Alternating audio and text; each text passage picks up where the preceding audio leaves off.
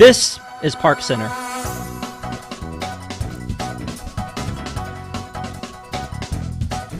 Nothing like a rocky start to kick off a Wednesday night. I'm Rob Whiteside. This is ParksCenter, and with me is Patrick Hackett. EPCOT? No. We're moving on. Jill Diffendahl. Okay. Hello. Kamila Sanders. Hi, happy Wednesday. And in the CVACO spot, with privileges, Emma Cooley. CVACO! That was as loud as I can get. Anyway, hi, how are you guys doing? There you go. All right. Hey, guys, thank you so much for joining us. We're going to talk a lot about March Madness Part 2, but in the meantime, we have some news that we want to cover. One of them is about something that's a little controversial, is like people want to scan your face at Disney now. I don't know if you guys are into that or not, but they have been testing facial recognition to get people into the parks. Obviously, we're not huge fans of touching things in 2021, so I think that is a smart move to try to find other ways to do it. But facial recognition, especially in the era of privacy concerns, but also masks, is a little weird. They tested that at the Magic Kingdom. We also have this new mobile magic is starting to show up more and more, so that you can actually use your phone instead of a magic band to get into the parks, etc. And then they've got these cool little digital cards, which is great, except for the fact that I like the real ones. I like the plastic ones. That's kind of my take on that. So I'm going to move this back over to the panel, and I want to start with Patrick. How do you feel about face scanning? Muted. Don't even know how I did that one. Great start. It's multifaceted, and it's difficult to kind of look at it from one perspective. On the one hand, I don't want to touch anything anymore. Like, I don't want to put my finger in the finger reader. Like, let me not touch more things. The honey wall at Pooh is a little tempting, but face recognition is fine. I mean, Disney really already knows everything about us. I imagine Chapek is watching right now. Hi, Bob C., because you don't get to be Bob. That's Bob Iger. I don't want to touch things. Look at my face. That's fine. But how are you going to do it with the mask? Are we just going like ear down? I guess. I mean, that seems to be the way that it's going. But, I mean, Jill, I think you're as big a Magic Band fan as I am. Why do we need something other than Magic Bands?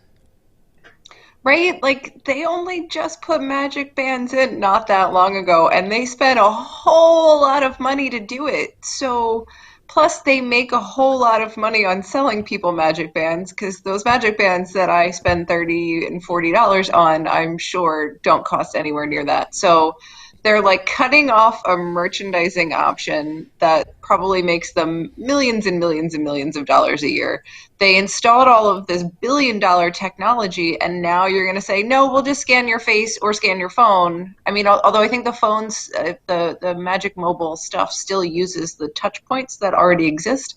It's just, I don't know. I thought the Magic Band was so cool and so fun, and now what's going to happen to it? Like, I feel like it's going to kind of phase out. Yeah. Do you remember when they used to do effects?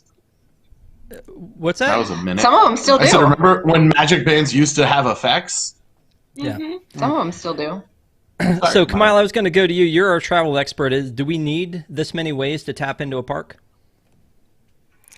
I mean, I think the difficult part actually is trying to keep up with what parks are doing what and how you can get in to your room, how you can get into the parks. It's a lot to keep up with. And I struggle as someone who looks at this stuff every day.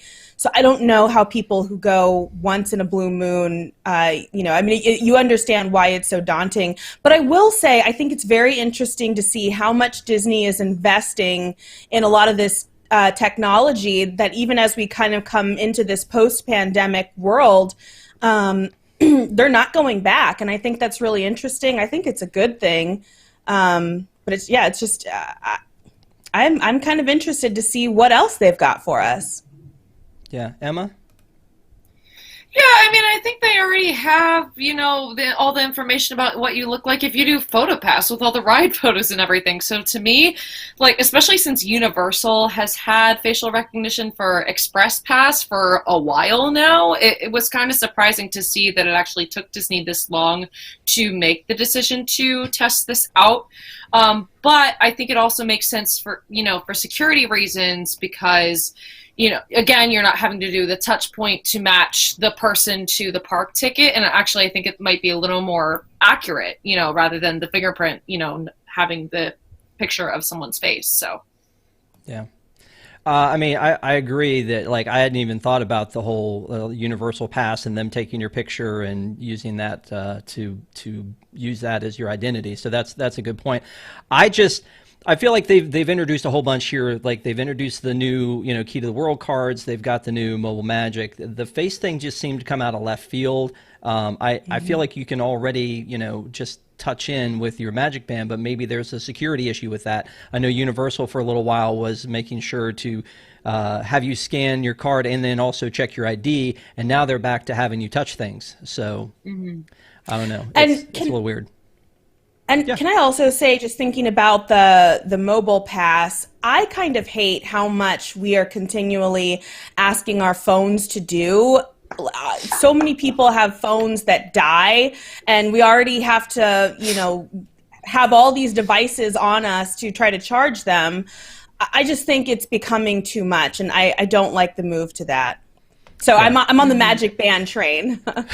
Me too. Well, you can use also your fuel rod, which now, unless you're Legacy, you have to pay for. So, right, more cash. Exactly. Jill, you're muted.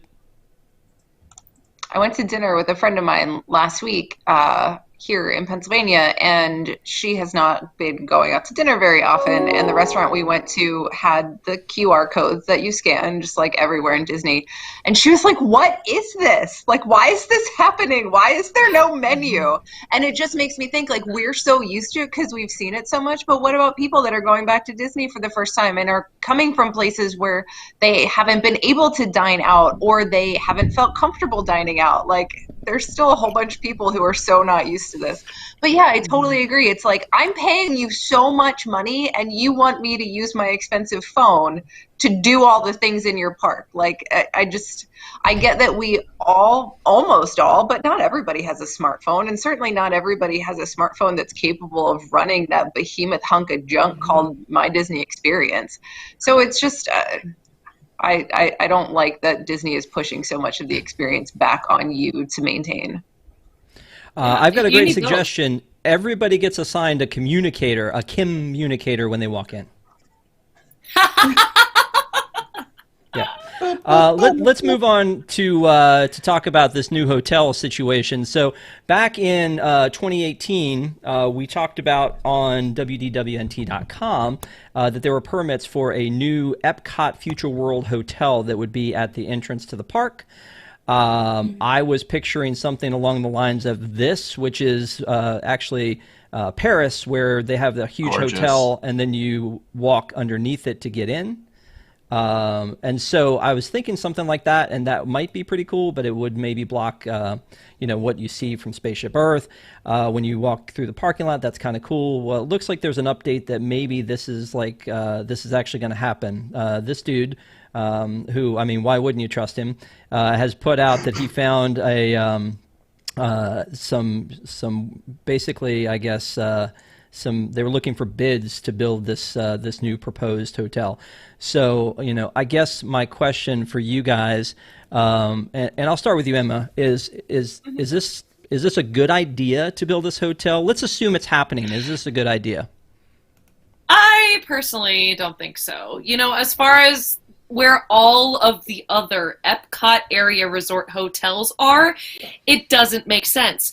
Plus, you also then don't have the perk of being able to walk to either to walk to Hollywood Studios or EPCOT in the morning, like all those ones around Crescent Lake. So you're basically stuck with EPCOT and buses. And I mean, anyway, access. Yes. So the access, but also, like, you're not going to have access to as many parks or as easily as you do to as many parks as you would around Crescent Lake. There we go, speaking. But what doesn't make sense is obviously because that's near a park entrance and it's going to have that deluxe near park premium like Magic Kingdom or like Beach Club and Yacht Club, and not have that same, advantage and accessibility. It just doesn't make sense to have it there. Yeah, I mean, Emma's point was so valid that everyone just froze with just this like kind of, I don't know, overwhelming feeling of like, wow, she's so right about this. Let me throw this through to Kamila from, I feel like we've got too many hotels as it is, right? I mean, that's kind of my thought is, do we really need another, to me, this almost sounds like a themed hotel experience. So it makes me think of kind of along the lines of the new Star Wars hotel or resort or whatever we want to call that. It just makes you wonder, is there that much interest for something that's specialized like this? I don't know. I guess we'll find out, but I'm interested to learn more. Yeah. Patrick? I'm going to go in the opposite direction. I think it's a fantastic idea because it's one more place that I might be able to get to stay instead of being stuck out at Saratoga Springs again. But let's just take what we talked about a couple weeks ago, that testing of the lights around the EPCOT entrance.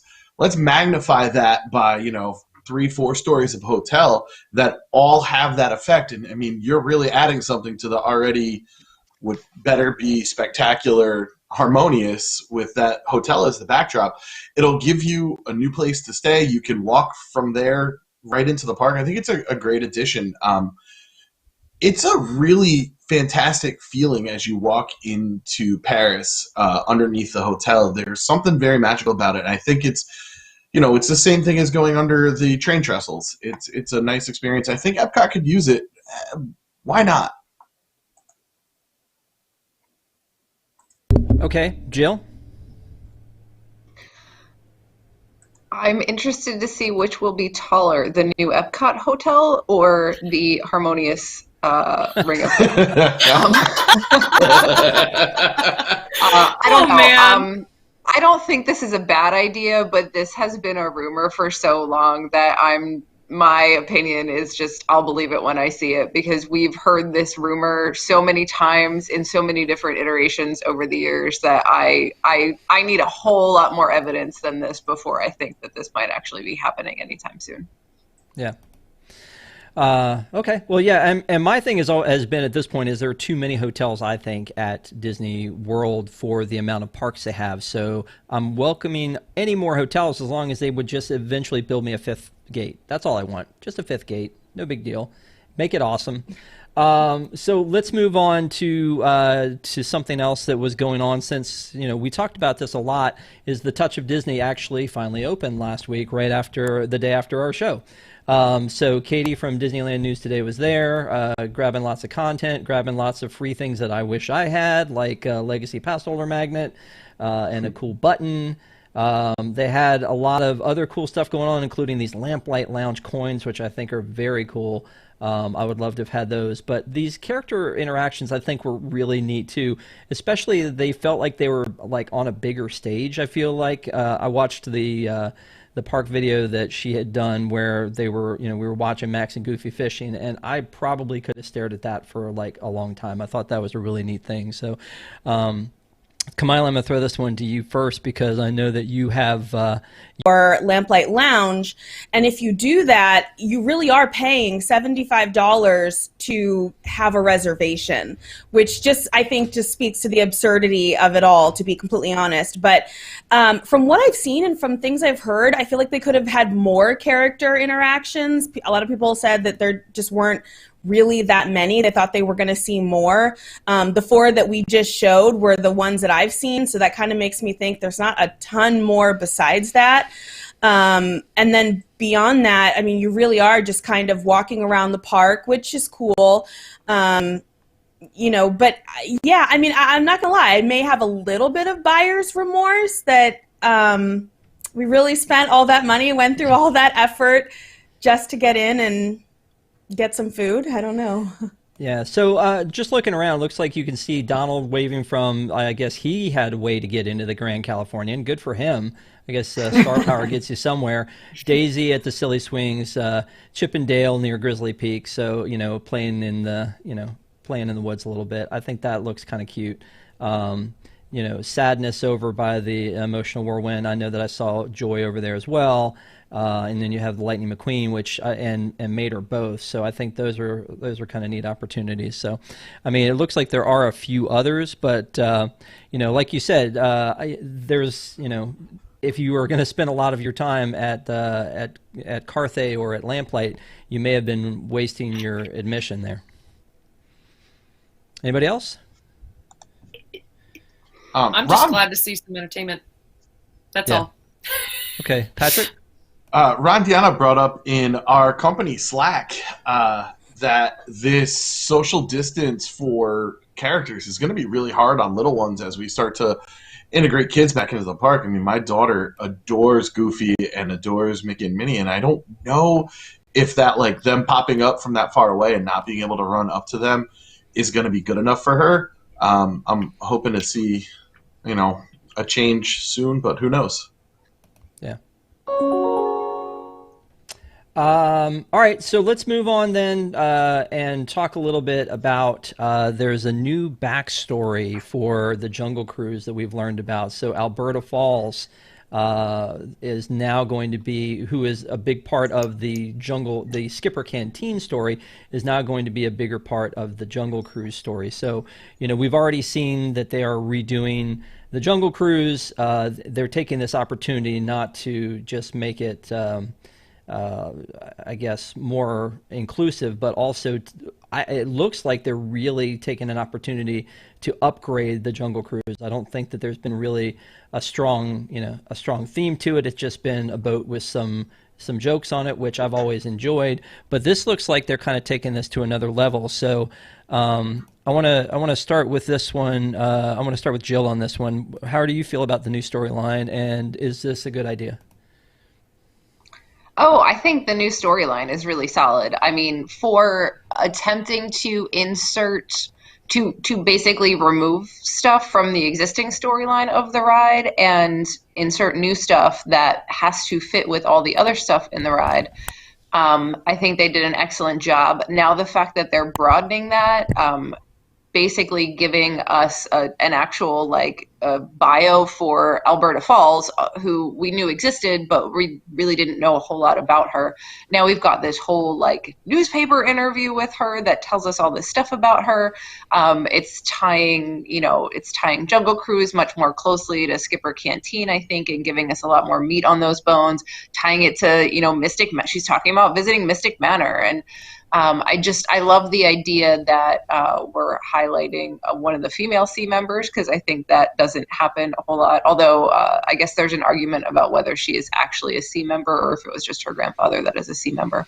But I think they did a really good job. I think this, we're going to be talking about the backstory March Madness bracket coming up, and I think this did not fail the Jungle Cruise. This doesn't fail the history of excellent backstories that Walt Disney Imagineering has created for attractions and other spots around the parks over the years. The question just becomes when they actually put it into practice, when they do this overlay to the ride. Inclusion does not mean removing the elements that make a ride good. Take the time, shut it down for a long time, and knock this out of the park. I think if between this and what we're going to see with Princess of the Frog, these are going to be the gold standards for adding more inclusivity into attractions. And I think it's great. I love the ideas. I love that we're tying multiple attractions in multiple different parks together. That's incredible. Terrific. Yeah, Kamila? Yeah, I just think I agree with Jill. I think it didn't take away from the integrity of the original ride. I don't even think people will notice, things that they remove that they probably didn't miss or pay that much attention to in the first place. So yeah, I mean, I think it seems really cool. Cool. Emma? Yeah, I'm excited that it kind of gives C a more well-known presence. Like, I mean, obviously we all do because we're huge fans of the parks, so, and we love hearing about these backstories, but I think, you know, for the guest that only comes every once in a while, I think it'll be exciting for them to kind of get into that and have like a deeper connection with the ride that we know and love. So. Would you guys say that this ride is iconic? Not anymore. No, I won't say that word. Bottoms up. So let's go ahead and get into it. We've got to talk about some March Madness. So I want to get us all prepped here. You guys ready? Yes. Let's get ready to rumble. I don't think that's the right sport. Oh, I don't know a lot about sports ball, but I don't think that's the right sport. So what you're saying You'll have is to pay him for that. you don't like this. Got it. Okay. So Just been demonetized. Oh no. meh, it's worth it. Totally worth it. Plus, I had to give Patrick a segue to turn it. Put on a Put my jacket, coat really. on. Exactly. That was 100% the only reason that I did that. So it's all fine. We're all fine. Everybody's fine. So I guess, you know, we all watched what happened the other night with the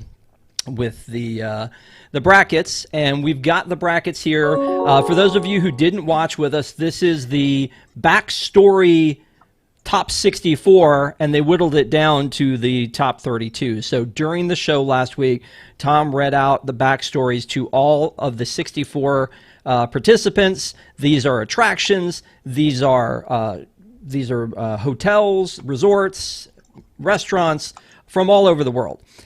And so this is what we were left with. There was a lot of eliminations that I'm not sure that I agreed with greatly, but I definitely want to get everybody's take on this. And let's go to the sharp-dressed man in the upper left-hand corner first about this. Patrick Hackett, how do you feel about this? So aside from one really egregious mistake, I feel like this kind of went the way it should. I know Kamila is champing at the bit to kind of take everyone to task for what they did. And this time, I completely agree with her. This is a great idea. The backstories are terrific. I got to learn about Olivia's. It's one of my favorite places on property. I took some time out, got to learn that. I think we might see some upsets in this coming round, but everything went kind of as I expected, except for, you know, what happened. And I'll let people What who care happened? more talk about it. For that, we're going to go to Kamila to talk a little bit about what happened. What was the big upset, Kamila? I mean, Haunted Mansion, they didn't even give it a real consideration, which I don't understand. I think it was I think it literally got no votes. It was a unanimous, Monsters Inc. Laugh Factory. The argument was that the Haunted Mansion had too many stories, which, yes, like literally that's the point. And, you know, throughout the queue, they're introducing you to the main characters. I mean, literally, you know, what they're saying in the overhead as you're getting into your Doom buggy, like throughout the entire ride, you're being introduced to the backstory. And yet they were like, there's too many stories. It's too hard to follow. But that's literally the point. There's all these different ghosts and they've converged here and they're trying to get you to join them.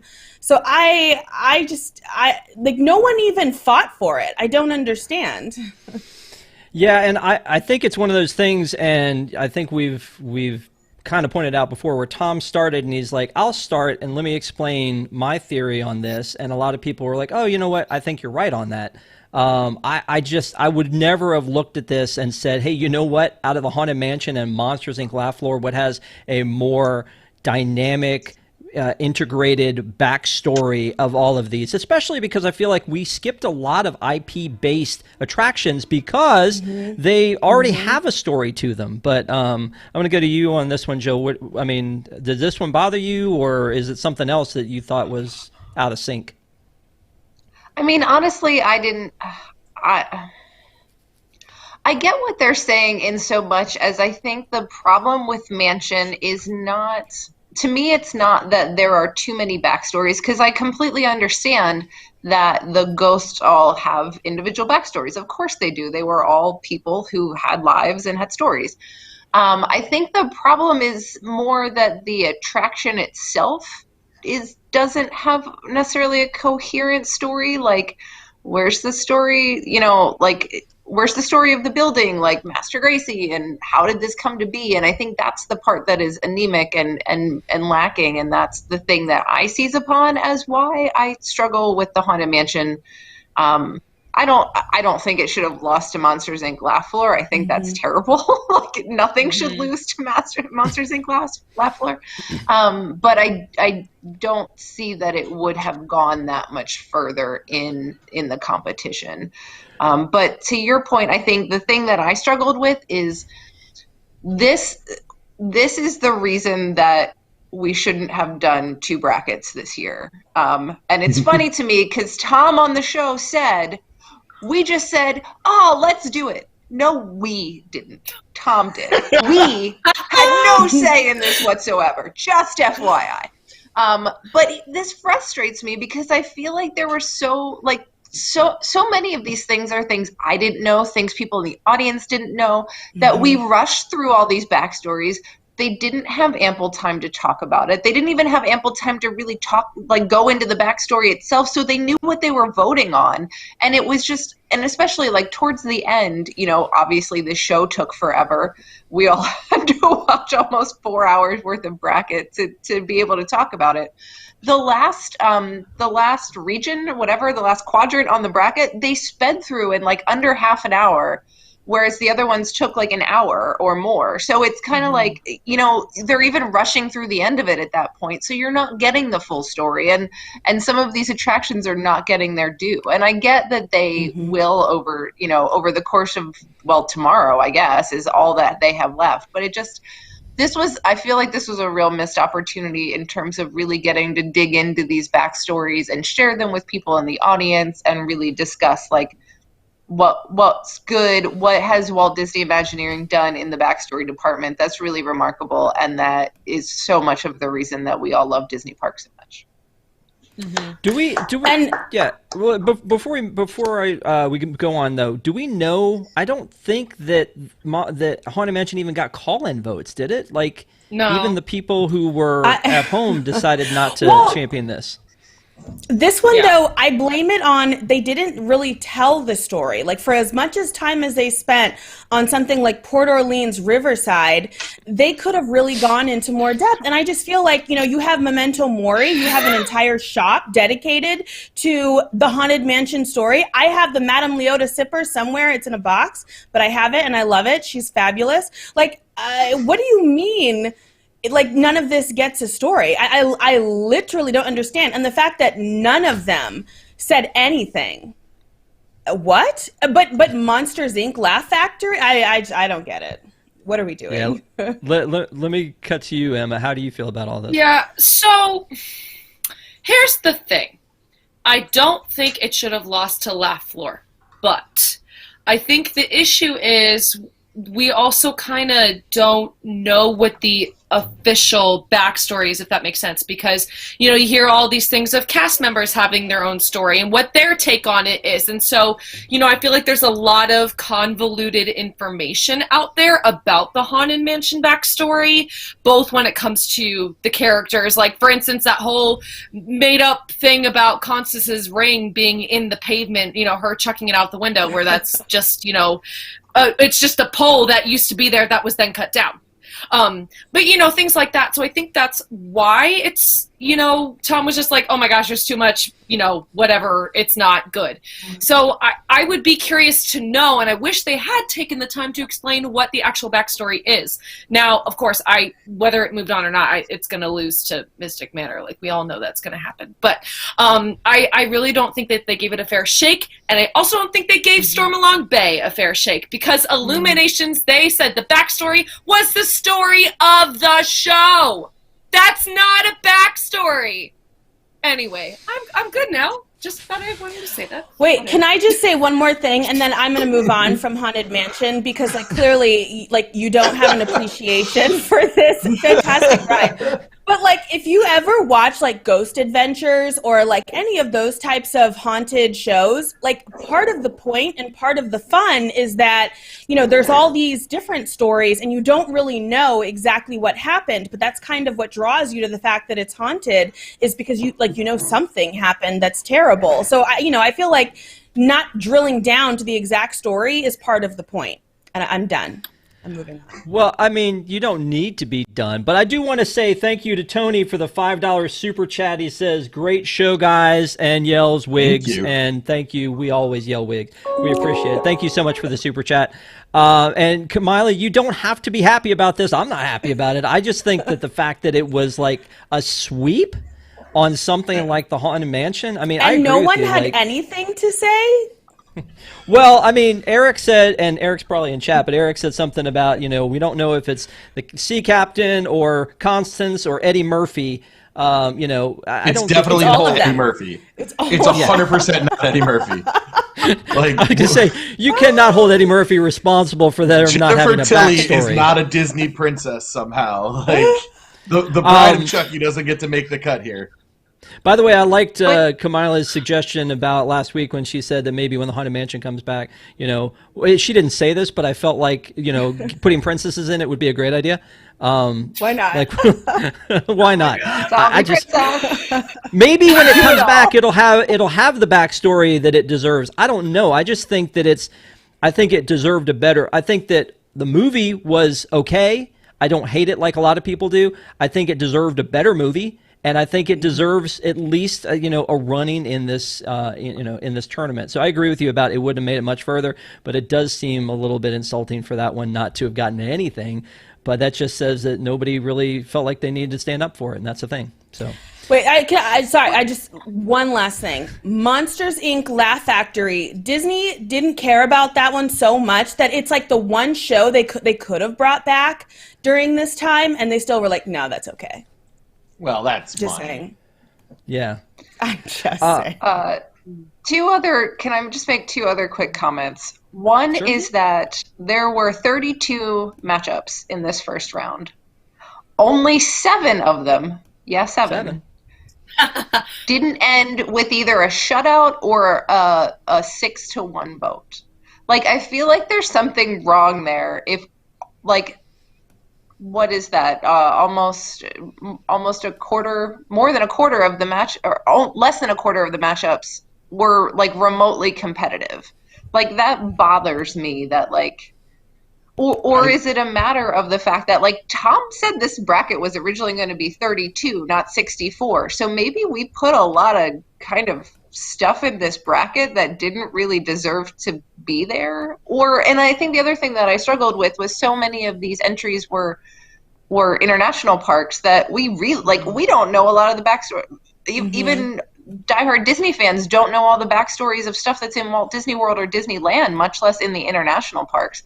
So I feel like the way this was set up lent itself to a lot of persuasion, let's say, because people didn't really have the information they needed ahead of time to make real kind of thoughtful decisions about what's the better backstory. And the other thing I wanted to say is that just like the ride vehicles tournament last time, so much of this wound up being influenced not by is the backstory good or not, but do I like the ride or It's not. the attraction. Right. Yep. Go ahead, Emma. Oh, sorry. I was just gonna say, I wish they had done it last year and just stuck with the backstories. And and I understand it was a lot of work getting all that information pulled together, but having that, I thought it was really helpful going into March Madness, at least being able to read and learn about these backstories. So that way I, could actually formulate an opinion on them rather than, it all being crammed into what ended up being a 4-hour show. But anyway. Yeah. So there's a couple things with this. Like, when you equate it to the basketball tournament, almost always the higher seed goes through. So a lot of times you are going to have these blowout type games, attractions that may not have deserved to be there. So it might be a little bit of an overcorrection from the first set of brackets because those were seeded so poorly. I think Jill brings up an excellent point that we should be actually putting these in brackets with some sort of theme. Maybe it's foreign parks on one side and domestic parks on the other, something that ties it all together. So that way there's actually a little bit more competitiveness when you are talking about these matchups. I think we did an amazing job when we did the extinct attractions. It was one of my favorite ones that we did. I know we all talk about Secret Swiss bobsled, but we learned so much from that. And I think doing the time and letting it breathe is important. I think that's what we deserve, these things. Let's learn. Yeah. I have a question for you guys because I don't remember. There was something that Pete stood for that Tom tried to talk him out of it. I don't remember what it was, but it was one of the choices that like Pete was like, I like this, and he's like, do you? And I don't Pizza remember Rizzo? what it was. Was it? I think it was Pizza Rizzo, that or New York Deli, one of the two. Yeah, I don't remember, but I mean there were a couple of these matchups that to me, like as I'm looking through this one, the one with Pleasure Island and this McDuck's department store. I know what was Tom that about? and I know Tom and also Spencer, I think, voted for this one because of it, having been there in the store. But I would argue that do you need to be in the attraction to know the backstory and appreciate the backstory? So No, if the backstory didn't sell you at that point on its own without you having been there, don't you think that then the Pleasure Island backstory should have been a sweep? Right. I don't remember which matchup it was, but there was one point at which Pete cast a vote that was contrary to what Tom voted for, and Tom actually booed him for voting that way. And I'm just like, what is that? Like, other people on the show don't do that. Like, it's not about, no, I'm here to force you all to agree with me. Like, that's not what the point of this tournament is. So why do you have to boo somebody for voting for something we that you didn't vote maybe we for? do a panel of 6, and only if it's tied does Tom get to cast his vote. Maybe he is the omnipotent fact presenter because he's the one with the most facts, and as a result of a tie, maybe he gets to cast a vote then. But Ladies you and have to gentlemen, propose the this new to him. commissioner of March Madness, Mr. Patrick Hackett. Congratulations, you've been named the commissioner. It's the jacket. Yay! The jacket does Exactly. it. Yeah. Wait a minute. Hold on a second.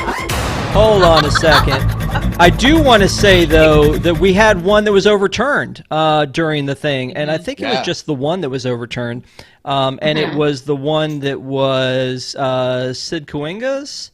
And the Space Mountain, or as they were calling it, Space Cannon, the one in France. And so listeners actually were calling in and flipping this one over, and I think this is one that Tom fought pretty hard for too, and it got pulled out. So I mean, I've been to. And I don't think you need to. I think you hear the backstory and it's enough. But I've been to Space Mountain in Disneyland Paris, and I went to Sid Cahuenga's when it was the old school shop with all the all the memorabilia in it, and not just like a photo pass place. But I don't know how you wouldn't have voted for the Jules Verne intricate backstory, amazing. because to me it was one of the first backstories that actually made sense, that we're going to rocket you to the moon, as opposed to just like, hey, there's this big white building called Space Mountain, you go in there, you ride around in the dark, you'll like it. This one actually had like I thought a very cohesive theme, so I was glad to see that. Like, I feel like that the callers gave this one a little bit of justice. And so again, when you go to watch tomorrow night, if you have registered, only if you've registered already, and we tried to talk you into doing this last week, you have a chance to overturn any of these decisions that happen out there. Just a PSA. Yeah, exactly. Yeah. So let's move on then and talk about next week, Patrick. What do we? Let's start in this upper left unthemed area, and we'll talk about what do you think? What do you see as the close fights? Are there any gimmies here? I think Pleasure Island is a gimme. I think Toontown was kind of floating by on nostalgia, and I think the nostalgia for Pleasure Island as a whole is a bit stronger. There's a lot of interesting matchups here. Extraterrestrial, that's difficult to say, should walk. It should absolutely walk over eliminations. That has one of the best backstories we've seen in Disney Parks history. I think Twilight Zone is going to have an easy pass because I think a lot of people are kind of annoyed that it didn't get enough credit with the ride attraction Vehicle, because Vehicle is so awesome. Yeah. All right, so let's jump you over here then while we got you, and anything over here so that you think stands out? I'm going to say, even though it's would be a big upset, I think the Tree of Life takes it. The Tree of Life is a centerpiece of a whole park, and the backstory is amazing for it. I think that if it beat Tropical Hideaway, I think it could take Big Thunder and Phantom Manor. Yeah. Jill? I think over here in this bracket, Dinoland is the big contender, and Skipper Canteen. I think I know for a fact Tom is hardcore all about Dinoland. He has said repeatedly how much he loves the Dinoland backstory, the integration with the Dinosaur Institute and Chester and Hester and all of that.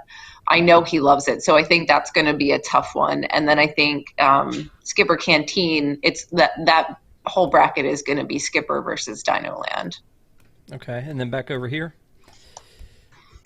In this one, this is tough. I definitely think Alien Encounter should beat Illuminations. I completely agree with Emma. There is no backstory to Illuminations.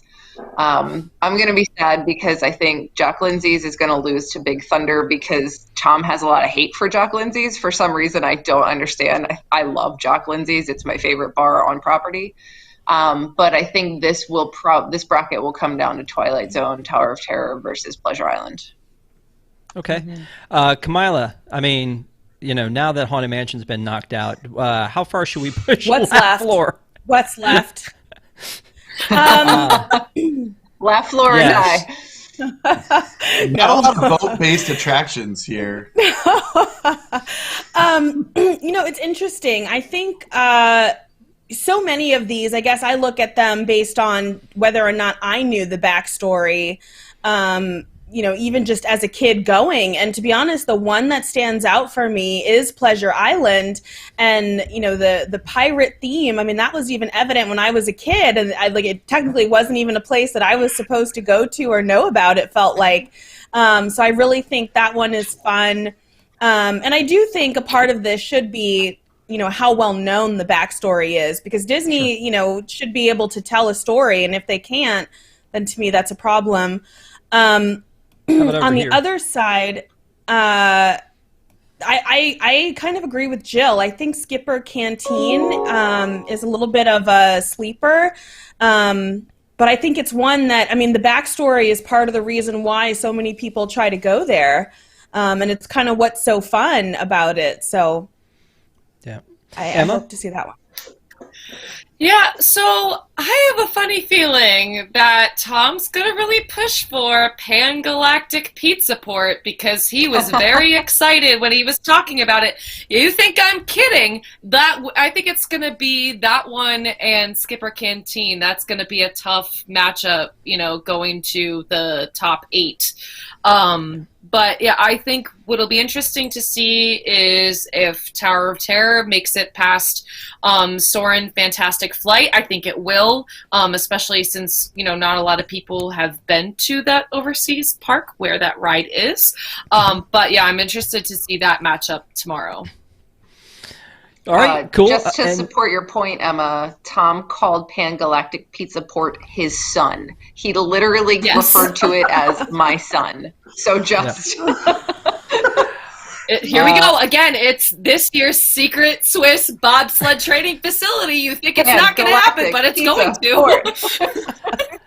Patrick, take a look at the bottom of this bracket here, and I want you to tell me what you think. What are your feelings down here? Because I feel like we've all decided Mystic Manor has a good shot at maybe going all the way. I think Mystic Manor has a really good shot at going all the way. I think it's has a great backstory. I think a lot of the sea attractions get love. It's also an attraction that's terrific on its own. And as Jill was saying, people are voting a lot on, how good it is. Space Mountain should beat Expedition Everest. I love Expedition Everest. The backstory is all over the queue. It's a great attraction to go along with it. The ride ties into it. Space Mountain, my French is terrible, as I learned when I was in Paris. De la Terre is the absolute centerpiece icon of that whole land. It anchors that whole land together, and the story about that attraction, is overarching for the entire land, and it's a great thing that it's Discoveryland instead of Tomorrowland, because you know what? That steampunk is never going to get out of date, and we're not looking at 1971's vision of 1995 all the time. I think that it should really walk. All right, so let me ask you about this one, though, because I think the Adventurers Club has the strong advantage here because of nostalgia, because of the panel, but I know that Critter Country Splash Mountain, the Tokyo Critter Country, was a favorite of yours going in. Yeah, I think that one has an excellent backstory. I also like Walt Disney World's backstory, Rackety Raccoon, and all that. So I think that one has a lot of favor to it. To me, the sleeper here is Kilimanjaro Safaris. I've been around the panel a long time, and a lot of people are very nostalgic for, there goes that word again, we're going to have to make that one a drink too. A lot of people reminisce about Kilimanjaro Safaris and love it. And the original attraction, when it talked about the poaching, it was a great message. I think that should get more credit. Gotcha. Okay. Jill, same thing on the bottom of this bracket, starting off of this side. What do you like on this side? Yeah, I think based on the way Tom was talking about Critter Country and Splash, I think that's the one that's going to go far in the bottom half, and then I think it's going to face off on the Adventurers Club. And honestly, it's so hard because we're talking here about the Tokyo Disneyland, Critter Country, and Splash Mountain, and I know that story is relatively different aspects of that story are highlighted in all the different Splash Mountains and Critter Countries or in the other parks. But I think the fact that this is explicitly the Tokyo one, and then it's going to probably wind up against the Adventurers Club, which so many people have so much nostalgia for. I don't know. I think that's going to be a fight. I think Tom's going to have a fight about that because he loves Critter Country, and he went on about how much he loved it. So this other side, it's tough. The top half of the bracket is tough. I think Everest. It's funny because what Patrick was saying about how Space Mountain in Paris anchors that whole land. I mean, honestly, Everest does too. The Adanapur Tea Company, has roots all through Asia in all of Animal Kingdom. So it's the same thing where you have this one attraction and the backstory anchors kind of the entire land. But I think there's such hate for Everest as an attraction that it's not going to make it. We're not going to make it. I think Mystic Manor will take this bracket, but I'm not. It's a hard call who it's going to go up against. I could see it going up against Blizzard Beach, to be honest. Well, I'm going to continue down to Kamila, but I want everybody to start thinking about the one they think is going to win the whole thing. So, Kamila, let me go down to you and talk to you a little bit about Monsters, Inc., Laugh Floor, and how far it's going to go into the rest of this panel. You know, it's funny that Jill said Blizzard Beach because I was like, the way this panel goes, they'll just choose Blizzard Beach. I don't think they really will, but it was literally what I was just thinking. I think Star Wars Galaxy's Edge is a little bit of a sleeper there. I mean, Disney took a very well-known franchise and literally created their own world out of it, and so, and I don't think it's going up against anything too difficult, so I think that one has a chance. And then over on the other side, I mean, if it's me, I feel like Kilimanjaro Safaris, but people really do have an affinity for Critter Country, Splash Mountain, so I kind of feel like that one will go far. Gotcha. Emma? Yeah, I think it's going to be really interesting to see Galaxy's Edge go up against Mystic Manor. I think we might see Mystic Manor upset that a little bit. And, not saying they're both great backstories, but I think, the people, I think the panel's going to see, all the unfulfilled promises that we had with Galaxy's Edge, and that one's not going to go anywhere. Anyway, I'll talk about this side now that we're on this side of the page. Anyway, but yeah, I'm kind of sad that Flight of Passage is going up against Critter Country because I have a feeling that one's not going to stand a chance. But yeah, I kind of agree. I think it's going to be Adventurers Club and Critter Country to kind of duke it out for this corner of the bracket. No matter how great Tower of Terror in Tokyo Disney Sea is, yeah, it's going to be those two.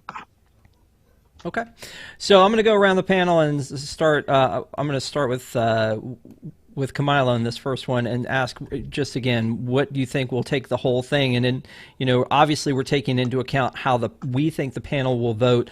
And then also it is going to come down to, call-in votes as well. As we get closer to this, I think people are going to want to use their call-in votes and try to, influence us one way or another. At least I hope so. That's why you guys signed up. So make sure to do that.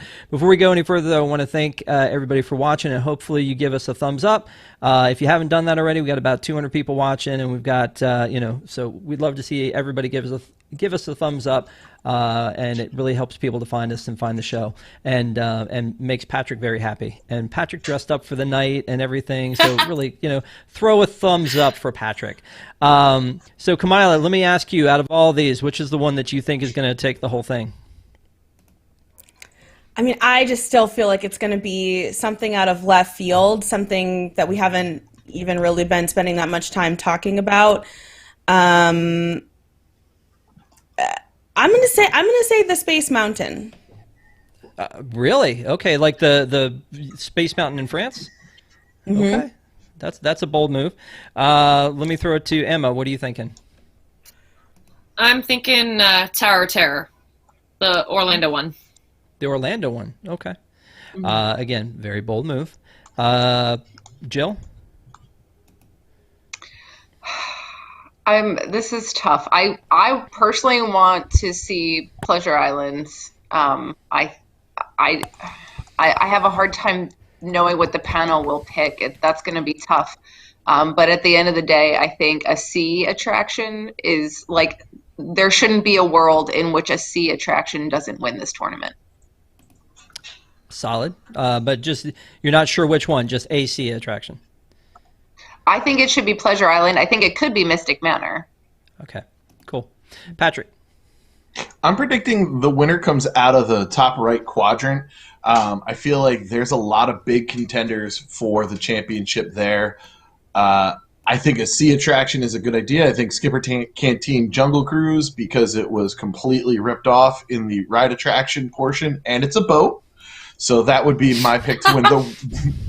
The one thing I want to say is that everyone who voted for the Rock and Roller Coaster starring Aerosmith over Cosmic's Ray Starlight Cafe is a monster. Yes. And I literally was looking at some of these, like, after having not seen them, I thought about them for a little while, and I was just like, how? The fact that some of these got literally no votes, I mean, Cosmic Rays is still paying for a tournament that it won, 3 years ago?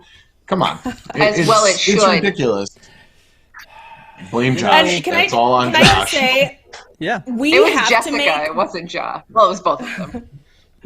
We have to make bold predictions on this panel because the panel won't. Sorry. Okay. Wow. Okay. You know what? You're talking about true. You're talking about things that got no votes. I know it's going up against Skipper Canteen, but Misadventure Falls is a great attraction for its theming. I can't believe it got 0. Not a call-in, not just a whimper, nothing. Because that one, and again, you talk about a sea attraction, that's one that just leans into sea and makes a really cool attraction. Like, I think one of the best water attractions that they've got there. Absolutely. So I'm sorry to see that lose. And honestly, I think if this whole thing was fair and impartial, I really feel like, and maybe it's just because I'm a fan, that Star Wars Galaxy's Edge has the deepest, richest backstory of all of these things. Because, I mean, you're talking about Galaxy's Edge is on the planet Batuu, and you've got Black Spire Outpost, and then each of these, separate areas. Yeah, absolutely. Like, everything has a backstory, so much so that there's a comic series about Doc-Ondars and how that happened. There's a story, there's a book about Vi and how that happened. And so there's a lot of rich backstory to that I think that we just let go of. And I can tell by the panel, it was a #1 seed. Yeah, there you go. Look at that. Emma's got a traveler's guide. And I could tell by the panel's reactions the other night, they didn't want to vote it ahead, and it was a #1 seed. So I'm a little bit upset by that. But speaking of upset, go ahead.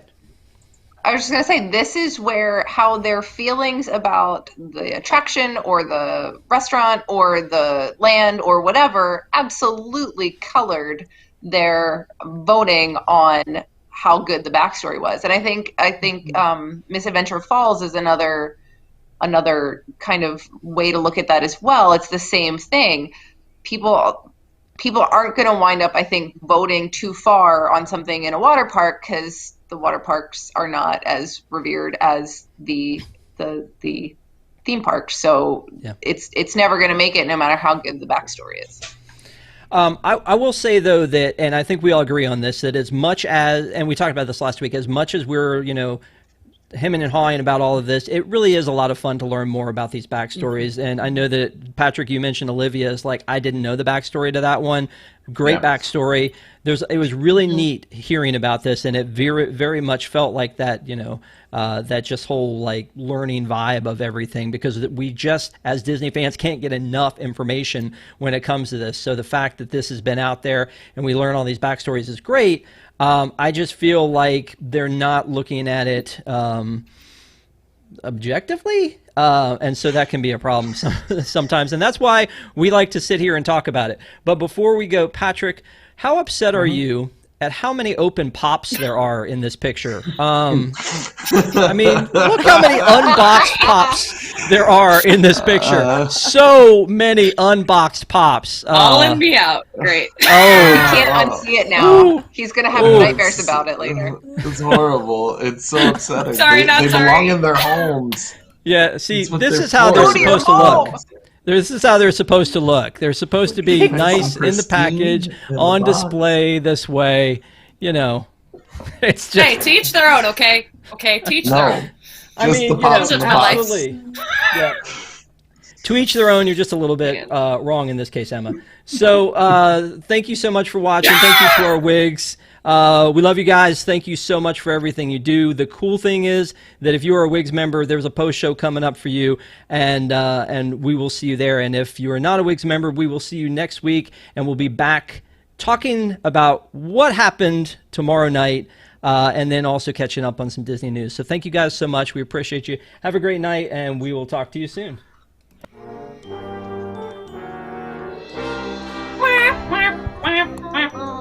Ba-da-da-da.